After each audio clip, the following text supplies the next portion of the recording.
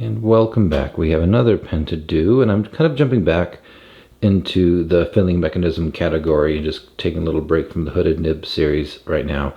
So this one is a pretty old one. This is actually, if you take a look at it, should be pretty obvious. This is a Conklin Crescent Filler. I've had this one for quite a bit, so using this as an excuse to get this off, you know, the to-do list, as it were. So this one's going to be straightforward, just to take apart and do a little bit of cleaning, and I'll tell you my approach to this one, and then we'll get it back together and see how it writes. And this one I think is going to be a pretty nice writer. I played around just kind of feeling the nib, and it looks really bouncy and flexy, so we'll get to see a great vintage nib. That's my hope anyway. So as you can see, blackened hard rubber. It is chased. We have this kind of, I don't even know what to call these patterns, to be honest, but a little undulating pattern with all these fine little marks. And it looks pretty well preserved all around. Let's see, maybe a little bit of more wear kind of towards the back, kind of, I think where you're holding it, oops, kind of in the hand, so a lot of rubbing back here. So maybe a little bit more worn here. And let's go ahead and take the cap off and see the imprints on it too. Let's see if I can see it. It might be hard in the glare here, but I think I see Conklin self-filling pen, and I think it says non-leakable. I'm having a hard time seeing the rest. So when we clean it up, we'll take another look at it. And it looks like there's a little bit more down here. Looks like trademark, something, something, and a little bit more worn. So once we get it cleaned up, I'll read it with the loop and we'll be able to see it, hopefully a little bit better. We also have an imprint on the crescent itself, and I'll show you that once it's cleaned up so we don't have the headache of it, but it looks to be pretty good. And first glance, actually I can read it without the camera actually. It says Crescent Filler, trademark, simple as that. Anything on the other side? Other side is just clean and flat. So we'll see how well that cleans up. It looks like the plating's pretty good. We have this nib, and can I see it outside the camera? I think it says Conklin 2 and something at the bottom, so I'll check that out as well. But here's that flexiness to that nib, so it looks pretty good. We'll see if there's much tipping material left. It looks like the tipping material is mostly intact. And what else? We can just kind of show the cap. There's a little cap band here. It looks like some monogramming right there, but otherwise unmarked. Maybe a little dent here or there, but I did notice this guy's loose. It comes right off, so I'll have to figure out an adhesive, be it shellac, be it super glue, something to kind of keep that on. And this looks like it was I'm gonna say clipless pen. I don't see any marks up here where like a bolted on clip or the Conklin spring clip was, so maybe this had an accommodation clip at some point or not, but it kind of looks evenly, I'll say mildly discolored. Like it's not jet black, but it seems to have a little bit of lightening to it. So with the even pattern, I doubt this ever had something on it, because oftentimes you find that something covering it protects it from light, so you'll get a slightly darker patch. Just like you can kind of see right up here, like here and up is super dark. And let's see if that matches up with the cap. It kind of does. So right there where the cap came down, definitely protected from light and much blacker and lightly oxidized to the back end. So we'll see if we can polish some of that off. But anyway, so to take this apart, quite simple. Cap is easy. I'll leave the cap end on so I don't mess it up in the meantime. This guy, luckily, is not super tight. Would have had just a sack, but no sack this time. And if I'm going to do the whole thing, because I think this will be a quick video, let me just go ahead and do the knockout. And we'll inspect the nib as well. So I'll grab, oh no, that's actually pretty small. And of course this is blackened hard rubber, so I'm not really going to soak this very much. That's actually a fairly kind of slim feed in there. So I'll put it there, put my dowel on top, and just tap it lightly at first.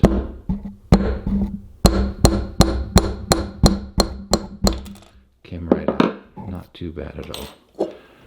There we go. A little bit of dried ink and stuff that's been in there. And just kind of giving the nib a little test, because sometimes where that feed section comes up, you'll get a crack or break there.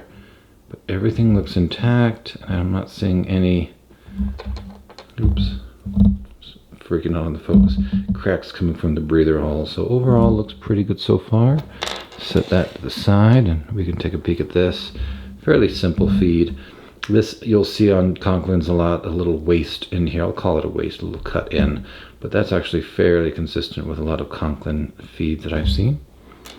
And here's the filling part. So you have this ring that goes around. There's a little cutout on the ring. They would ideally just kind of pop on and off, but this is old, more brittle than it used to be, so I'm not going to worry about it. So all I'm going to do is turn it, let that fall in, and if they're old caked in sack, of course, get that out and let it fall out. And this is it. You've got this probably little, I don't know what this would be, a little stainless steel bar. You can see kind of the riveted or the soldered on. I don't say that word often enough. So maybe a rivet, maybe some soldering salt. God dang. I'm gonna look that word up and see if I can get it pronounced right. Soldered. That's it. Soldered on. And there's something in here. There's a little bit of a wording within there that maybe once I clean it up we can see what it is. But this is firmly intact and really just relying within the barrel, the pliability of the sack to push that down and the sack to push it right back up out of the hole. So that's it. I mean, Crescent Filler is super easy to describe and to visualize. And you could, if you want to be daring and risky, but I don't see a reason why, just kind of push and pop that off, but no reason to. Let's just leave it on. And that's it. So I'm going to go ahead and zoom back out and show you all the pieces again. And for the cleaning of this, it is blackened hard rubber, so with a chasing pattern. So I don't really want to be aggressive. I'm not going to use any of my polishing pads, micro mesh, none of that. This is strictly going to be polishes. And I mean, every polish I have has some mild abrasiveness to it. So I've got these Novus polishes for heavy scratch. This is fine scratch remover, and this is also Simichrome, which is slightly abrasive. And I've seen different things online about how abrasive this is. I've seen it been said it's not abrasive, and other things have said it is abrasive. And I think overall, I'm going to assume this has some abrasiveness to it, because I've used it on these chase things before to try to get some surface oxidation out, and it's done pretty well. It's not super aggressive on this particular material, and I'm not really leaning in with a lot of pressure to really try to get at it, or using any kind of buffer wheel. So keeping friction low, keeping pressure light. So I'm gonna probably take the fine scratch remover to be a little more gentle, just to kind of start, finish up this Simichrome, and just keep everything really light and not really press too hard, and we'll see where we are at. And this one's so lightly oxidized that I'm not going to use any oxidation remover, which a thick gunky stuff that I'll do a video on, and I'll show you a pen that I would use the oxidation remover on. This is a Waterman 52 that I'm going to do pretty soon, and then you see how light and brown that is, and you see how protected this nice blackened hard rubber is. This is one that I would probably pre-polish and do the de-oxidation, which we'll do one pretty soon, because I have a handful that I'd like to kind of batch together and do. So that's it. So I will take this away. Oh, and as far as polishing this, I might use, well, I'll see how it just cleans up with Simichrome, but I might take my wire brush or something on my Dremel and just kind of, staying away from the gold here, just kind of clean that up, clean the bottom up, just kind of get any oxidation off. It actually looks kind of yellow. That might actually be brass rather than stainless steel. So this might be a brass kind of bar. And maybe in my research I'll find out if they mention what material this is. But yeah, I'll be a little more aggressive with this, gentle with this part, and then we'll come back and see how it all turns out, and I'll tell you any thoughts I have while I polish it. So I'll see you in a few minutes, or a day maybe. All right, we're back and everything's polished up. And I did a couple more things to clean this than I had kind of predicted earlier. So what I really did is, before I started my polishes, I took a cotton ball and mineral oil just to kind of lift up dirt and grime off this. Since I'm avoiding water at all, pretty much all costs, the oil hopefully will lift up stuff and kind of pull it away. So I initially kind of wiped it down with mineral oil, used a microfiber cloth just to kind of get the residue off. And then I did the polishes, like I said, that number 2 Novus, and then the Simichrome, and I did pretty much every part to it. And then with the metal parts and the nib, I did the Simichrome and my Anderson pen's little micro polish just to kind of get them shined up. And actually, I think this is just yellowed and discolored with age. I believe this is stainless steel. It got real silver and cleaned up pretty well. And I was also mistaken. There's no imprint or anything under the Crescent.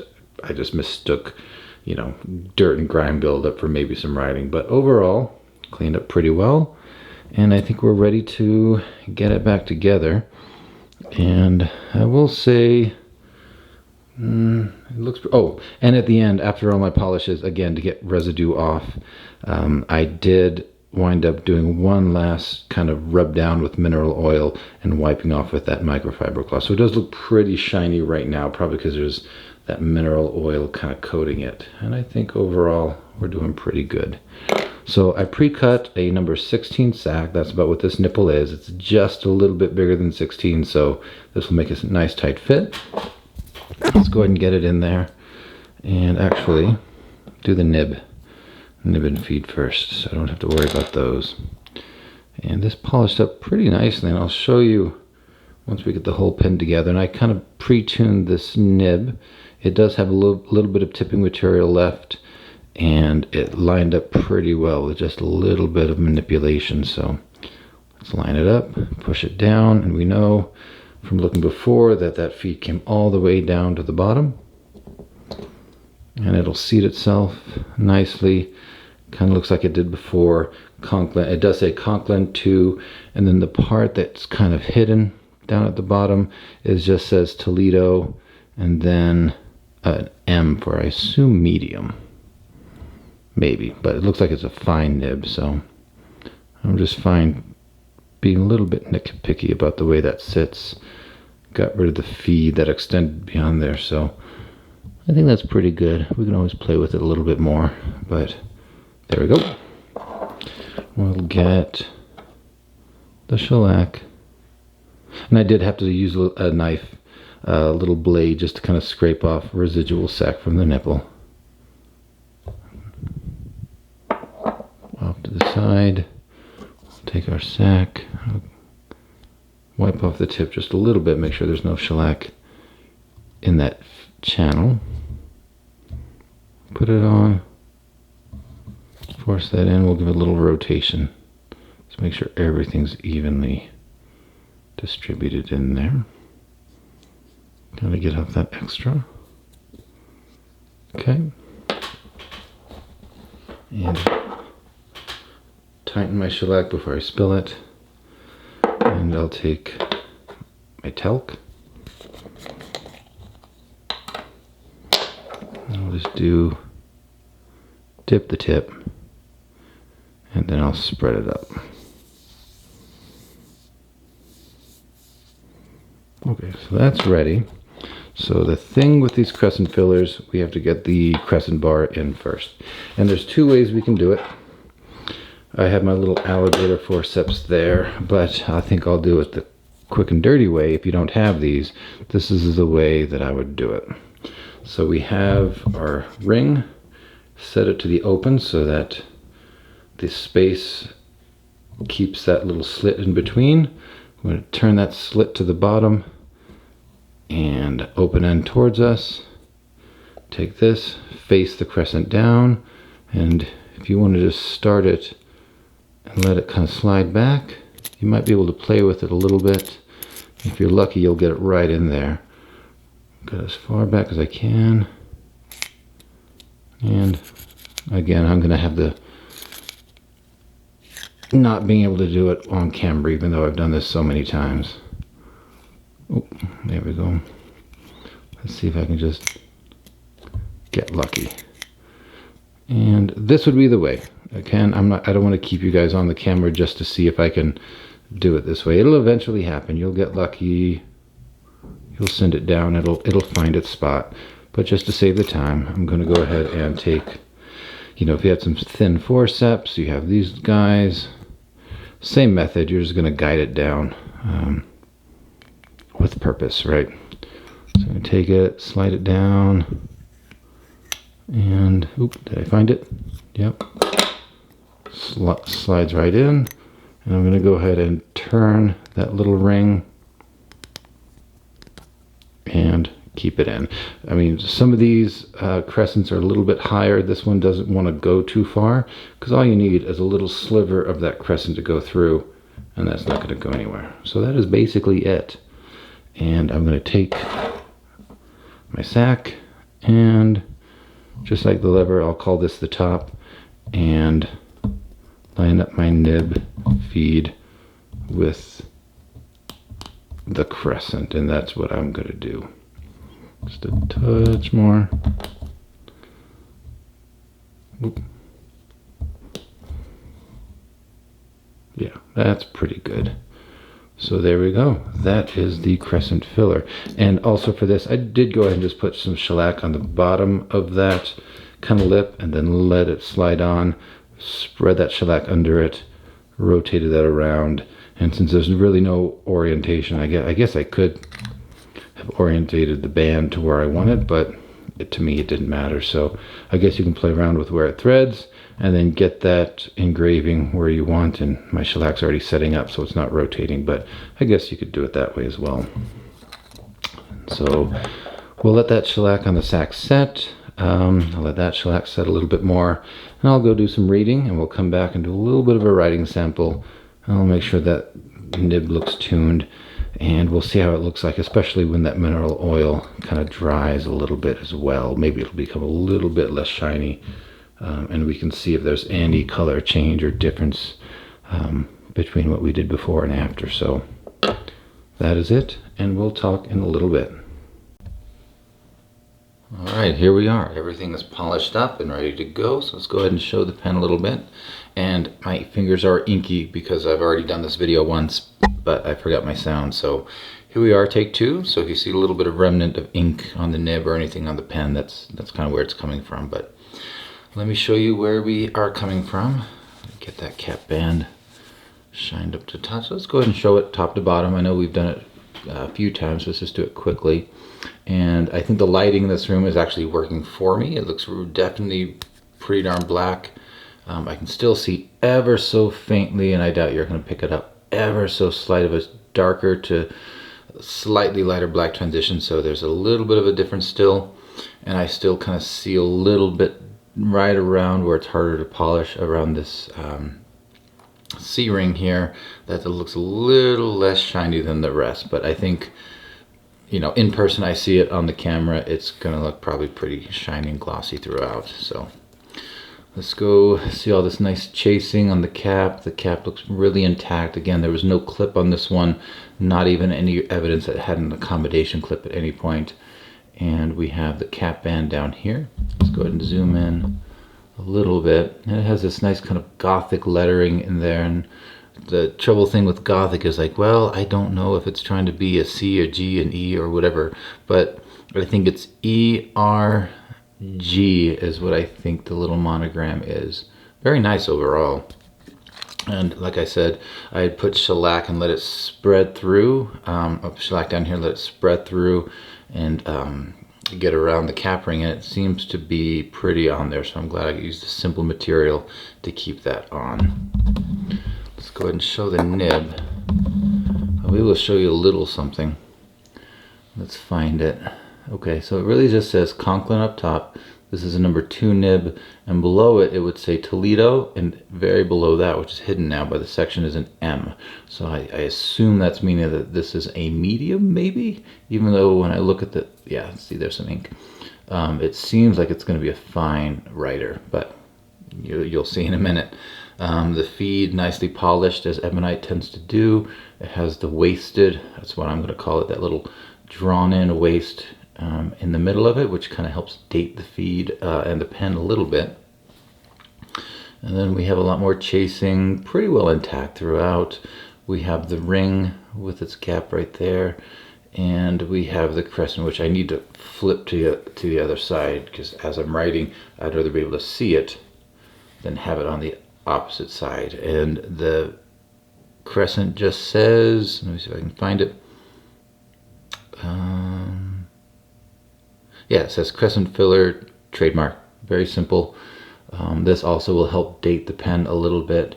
The fact that you have an imprint on one side and not the other. And there are some imprints here, and I'll focus on one because it was hard for me to see before, and I'll show you a little bit, but maybe if you start to see, there's the top of it and to the bottom. I'll tell you actually what that is, otherwise it just says trademark. And is there, I think there's another little thing at the end. Yeah, the 3NL. I don't exactly know what that indicates, but it says 3NL down at the very end here. And so what the image is, and it's kind of cool, is it's a hand with the pen and a bottle of ink. And I think it's self-filling, so they're really just showing that one hand is pressing that crescent and filling that pen. So this essentially is a one-hand filler. So kind of a cool little thing that came back later in with the Schaefer vac fill, where they claimed it was a one-hand filler, but this was doing it way back in the early 1900s. I think that's about it. I'm not going to give you the headache of this imprint too much, but it kind of says some usual stuff. It's about trademarks and patents. It just says Conklin self-filling pen, non-leakable, Toledo, Ohio, and a bunch of patents at the bottom. So a little bit faded, but overall still legible. Yeah, there we go. So let's go ahead and fill it. And I'm going to use a Pelican ink, just black, keep it simple. And so to fill these guys, twist the ring till you see that little groove line up with the crescent, and we're going to see if we can do it just like the illustration on the imprint. We'll do it one-hand filling. So there we go. Got my middle finger on it and press it. I'm going to do it a couple times just for kicks. But I heard the bubbles. Let's see what we do there. Boom, boom, boom, boom. And we'll wipe off the section at least.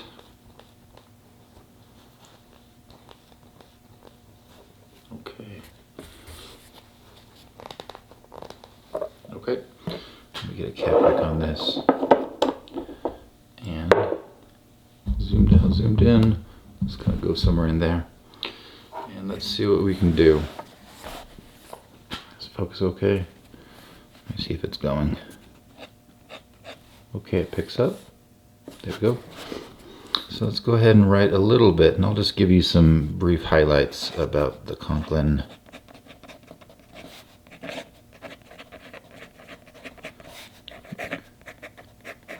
filler, right?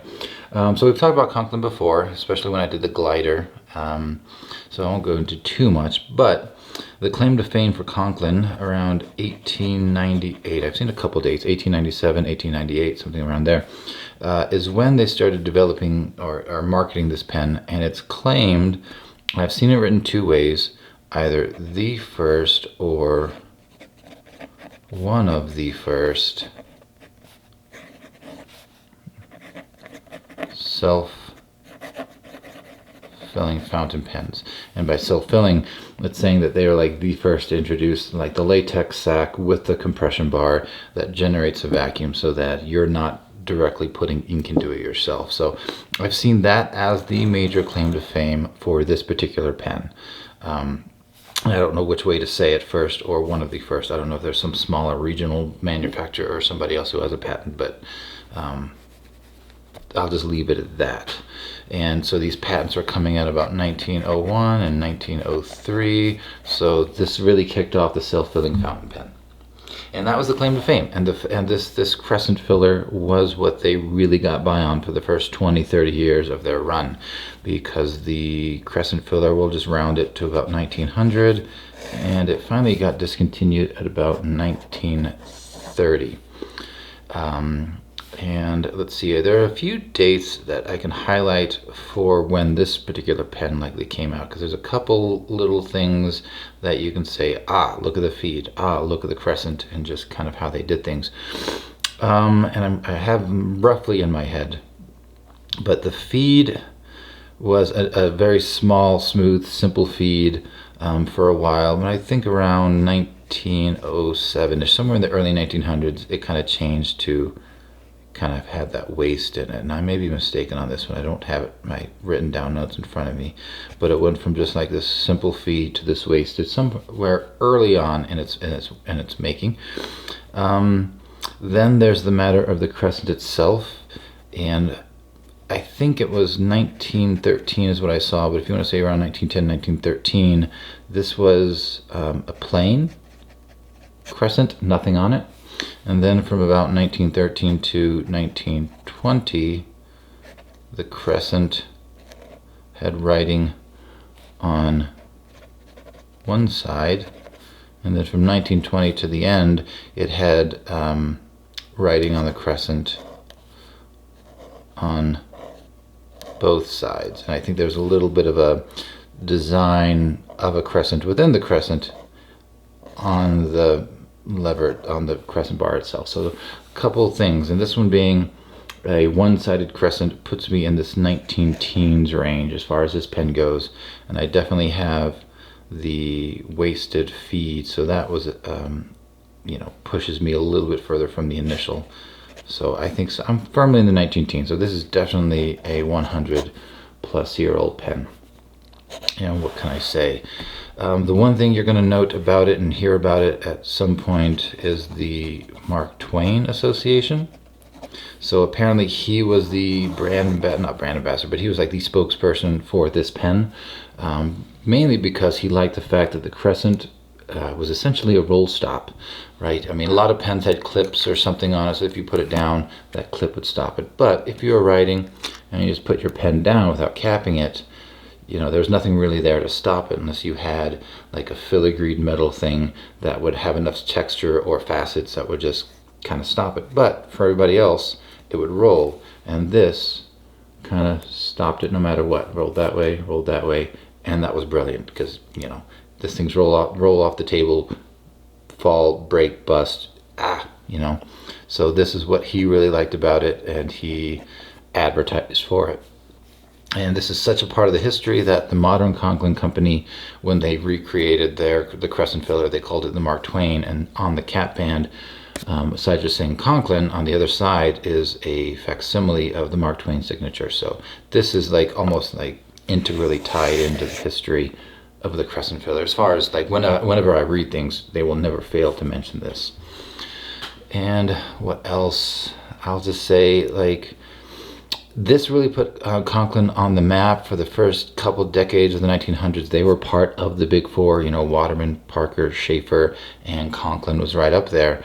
In the mid-teens to 20s, like the lever fillers came into existence, and Conklin was kind of slow on the uptake, but they did it by the 1920s, and they even kept that Crescent Filler all the way up to 1930, but you know, they didn't upkeep, they didn't continue to innovate, so Wall Eversharp or Wall Pen eventually took them out of the top four, and as we know when we talked about the glider, Conklin did kind of stumble along, even though they had some cool pens, you know, the Symmetric, the Endura, when they jumped onto the plastic game with Endura fountain pens, and then the Nozak, which awesome pen, just a little too late for them to really maintain themselves until they fizzled out in the 1940s, 50s.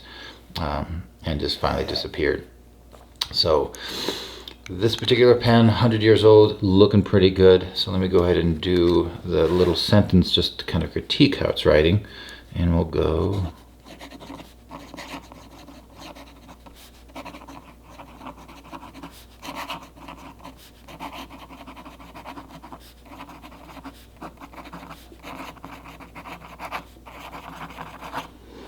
You see all that? Perfect. Yeah. So it writes pretty well. Uh-oh. There we go. I lost it for a second. It says M on the nib, which would make me think it wants to be a medium, but when I just kind of put no pressure or very minimal pressure, that to me is a fine line. That is extra fine to fine. So I'm not sure if this is, I don't know what the nomenclature for what their expectation of a medium is, but to me, I mean, it's so flexible. Even just barely touching it bumps it up to a medium. So maybe that's what it is. Like any reasonable hand pressure gets that to a medium-ish, whereas if I'm just letting it trace with its own weight, it's fine. So maybe that's what the distinction is. But that being said, this thing is stupidly flexible. This is a classic vintage gold nib, that the kind they just don't make anymore, right?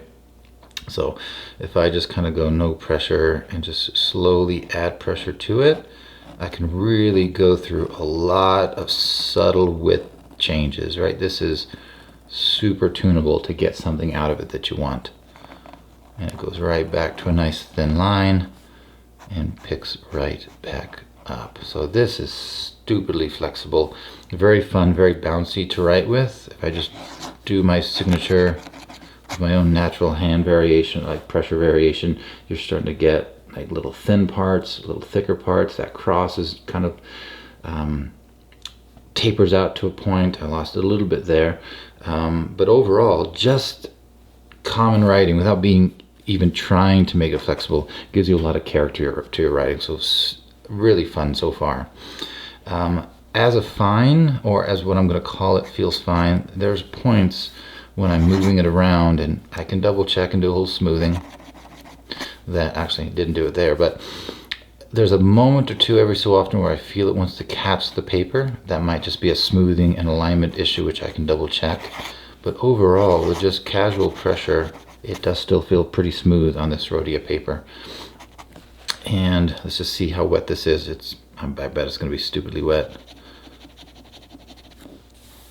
Yeah, I actually put a good mark down. It takes a while to feather out. So that's a good wet writer, a good wet ink to be able to keep up with this wet noodle of a writer. Reverse writing. That's scratchy. I don't like it. Clearly you can do it, but I don't want to. That does not feel very good at all. And what do I usually do? I do the quick writing. A little touchy, because depending on how much pressure you put on it, but it's keeping up. It's actually doing its job. So actually pretty good, pretty functional. But this is a nice flexy guy, so I probably wouldn't be chasing him all over the paper. I'd probably be enjoying the pleasure of this guy. So can do some quick writing, and I don't want to push it too much because I almost feel like I'm gonna mess it by spreading too much. So far keeping good. I'm not gonna critique it too much on that. Let's get down to some measurements just to kind of see and critique the writing experience as far as holding. If I do it capped, it's going to be about, from cap to bottom is about 5 1/4 inches. If I do it uncapped, and I'll give you 2 measurements for this, from the nib to the base is about 4 5/8, just over 4 1/2. If I say, well, that's not really what I'm writing with, I'm going to say from the top of the section where I'm going to hold it to the bottom, it gets me just over 4 inches. So just over 4 inches kind of puts it into a nice place in my hand. So not terrible. This actually looks like it's going to be a short pen, but it's actually right at a comfortable kind of holding. And then we talk about the holding. So the section kind of a steep taper down, steep taper out, kind of this fat flared out section, which kind of really puts your fingers in a groove. You're not going to be moving around on this too much. And it feels pretty good actually. Like, I don't mind it. I've not been writing for a long time, but I feel like that's going to stop my fingers. I feel like I'm just like put into a writing position with this pen, which for me right now, I don't think I mind it. The threads on the back, after all this time, 100 years old, crisp as can be. I can definitely feel them with my fingers, but having to be put right here on the section, I'm not really on them, so that doesn't bother me right now. And if I'm thinking about how it's going to feel right for a while, yeah, maybe the pad of my finger hits it, but not bad. I'm not worried about this. I think those will be a non-issue for me. In terms of where this falls, this does fall. I can hold this pretty comfortably, and it falls right into the crook with a little bit extra, right? So I've got space to move around. And if I hold this with the crescent up, yeah, the ring's going to fall into the skin. So I'm going to be against that. But, you know, being round and smooth, it's going to settle into the skin. And, you know, I know it's there, but again, I'm not really bothered by this. It just kind of contours to my hand pretty well. And you just would have to be aware of, you know, where that crescent is. And oops, I never did lock it back down. I'm going to twist it just to lock it back down. So, ooh. So if this were like rolled, if my nib weren't aligned with it, I would feel that on the edge. I would feel that on the bottom. So leaving that up to be in that space, it shouldn't be bothering anything. What else? And if you are slightly bigger, there are definitely longer models, but this guy does post quite long. But being hard rubber, it doesn't really add much, even with that gold cap band. I'm not really feeling that big of a change, and that posting is secure. And so if I take it off, yeah, it's negligible. I mean, I don't ever weigh these things, but I don't really feel I'm compensating in any way to keep that nib down. So very light, postable, and with the cap band makes it a little bit more, feel more comfortable in posting it. I get a little bit hesitant if there's no cap band or it's just a straight hard rubber tip to it, because I don't want to stress it anymore, so I tend not to. But this is one that, yeah, maybe if I just want to keep track of my cap, I'll post it. And anything else? I think this is a good one. I mean, I think Conklin's, early Conklins and even into the Enduras and the Nozaks are it's a very collectible brand. And anybody who likes vintage pens, this would be worthwhile, because one, it has a great history to it. Two, I think it actually looks pretty good. I think the Crescent adds a little pop of character to it, and it gives it a little design element that just like, ooh, that's Conklin. I know exactly what that pen is. So I think it's a good little accent, and it doesn't really get in the way of you writing, I don't think. So I think for that is a good one. And they come in a variety of price points, right? So this one's a fairly straightforward one. Blackened Chased Hard Rubber. You can probably get this probably in the $100 to $200 range. Not stupidly cheap, not overly priced. They tend to get a little bit more expensive if you get like a color like a red hard rubber or mottled. It might get you up there a little bit. The more filigree or fanciful of a pen was going to bump that price point up. But black and hard rubber ones would probably be easy to come by. And the things to look for probably would be the quality of the nib. Like this fine little super flexible kind of nib might be damaged or broken over time. Looking for the tipping material. The rings can be damaged a little bit, typically like around the edges. Like if somebody's going to fill it and the crescent just kind of nicks the edge, you'll get little chips off of it. I have one where that's the case, but still functional. I mean, the ring doesn't want to come off or pop off. It's still solidly on there, but something to look for. Of course, being black and hard rubber, any kind of fragility thing, any cracks here or cap lip cracks or anything like that is going to bring the price a little bit lower. And of course, oxidation. This one's actually pretty darn good, very slight, nothing that I'm going to go to the de-oxidizer for just to get gunky for that little bit of change. But if you get an oxidized one, there are ways you can de-oxidize and get the color a little darker or hopefully even close to original. But that's an investment. So another way to kind of get these things cheaper. So now that I'm starting to ramble, I need to wind this up. So I think it's great for the collector, especially if you like calligraphy or you like those wet nibs or those kind of wet noodle nibs that can really give you flex. This might be a great one to kind of hunt for, just to kind of have both the nib and the historic pen and just something that seems a little bit timeless, a little classic. So definitely worth picking up. And I think I'll double check the nib just to see if there's anything I can smooth and do for the tines. Try to preserve as much tipping material as I can, but it seems to be writing really well. And I probably will pass this one on, so I need to put a link to my eBay channel I've got quite a few that I've been kind of catching up on, and I have several Conklins, a few for me, a few more that, you know, I'll either pass on or put back into my collection. But this one, I think, you know, as an example of restoration, I think I'll pass it on, get it out into the wild. So if it's something you're interested in, send me a message on the channel, and hopefully in the next few days I'll be motivated enough to get the link to my little eBay store into my profile, so maybe you guys can see it and say, hey, is that pen available? And odds are yes, most likely. But yeah, let me stop there and just give a little, like, it's been holding for a minute. Let's see if it picks back up. Uh-oh. Oh, come on.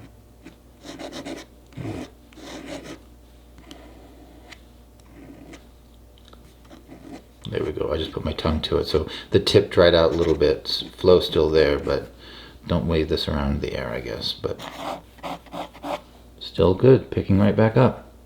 So let me just go ahead. Oh, and before I do that, let's actually see what it holds. I'm always curious, when you get a nice flexi writer, that's really going to start to use up that ink if you start playing with it. So just curious what the capacity would be. So let's go ahead and dip it and refill it, just to make sure we're starting with a full sack. There we go. Let's see what we have. I'm going to hold it fairly close. That was 3 squeezes. That's 1 squeeze out. And yeah, that gets it out. You know, 1 squeeze fills it, 1 squeeze empties it. It's actually pretty good. That's quite a few drops. And good stream. So that's actually good capacity. So for a pen like this, and I forget the size sack we put in it, but for this kind of flexibility and fun stuff that you can do, that's a pretty decent capacity for this size pen. So another good reason to get a Crescent filler, because they're really compressing the length of that sack. So they actually get a good compression and a good vacuum to fill that sack. So another thing to acknowledge about the Crescent filler. But okay, let's go ahead and put this aside. Again, like the last video or two, I don't know what I'm going to do, so it'll be a surprise to me, a surprise to you. But whatever it is, I'm excited to do it, and we'll see you in a little bit.